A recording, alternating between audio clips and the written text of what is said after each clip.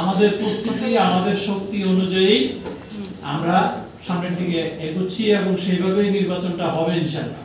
এখন যেহেতু ভোটাররা ভোট দিবে আর ভোটার মানেই তো এই দেশের জনগণ, সুতরাং খুব আলাদা করার তো খুব সুযোগ নাই। একটা হলো ঐক্যমত্যের প্রশ্ন। ঐক্যমত্যের ক্ষেত্রে তো প্রত্যেকটা আইন সংস্কারের বিষয়েও হয়তো ওনারা ঐক্যমত্য হবেন।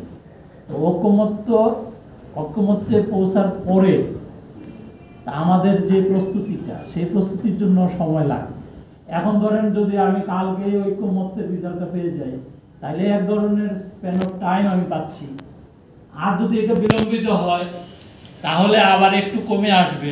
অন্য সংস্কারের বিষয়েও যদি ঐক্যমত্য হন তাহলে সেই ক্ষেত্রে আপনার আরপিইউ সংশোধনের বিষয় রয়েছে, তারপরে সংশ্লিষ্ট যে আইনগুলো সংশোধনের বিষয় রয়েছে, এগুলো সংশোধন করার পরে কিছু কাজকর্ম প্র্যাকটিক্যালি করতে হবে, সেই ক্ষেত্রে তো সময় লাগবে। এই দুইটা টাইম লাইন ঘোষণা হয়েছে এবং ডিসেম্বরকে সামনে রেখেই আমরা যাতে শিডিউল ডিক্লেয়ার করতে পারি সেই প্রস্তুতি আমরা নিচ্ছি। দেখেন, রাজনৈতিক দল তাদের মতো করে কথা বলছে, আমরাও শুনছি।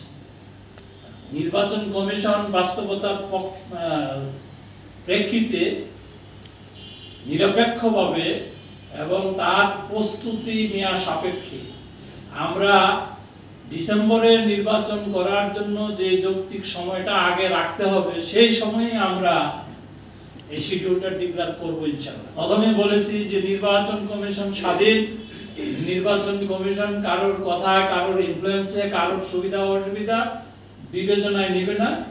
সেই বিবেচনায় আপনি যে প্রশ্নটি করেছেন, কারোর কোনো নির্দেশনা, ইনস্ট্রাকশন, ইনফ্লুয়েন্স, এগুলোর ঊর্ধ্বে উঠে নির্বাচন কমিশন কাজ করছে। স্থানীয় সরকার নির্বাচন এবং সংসদ নির্বাচন দুইটার প্রেক্ষিতটা আমরা বিবেচনায় নিচ্ছি। আমাদের কথা হচ্ছে যে ডিসেম্বরকে সামনে রেখে আমরা এগোচ্ছি।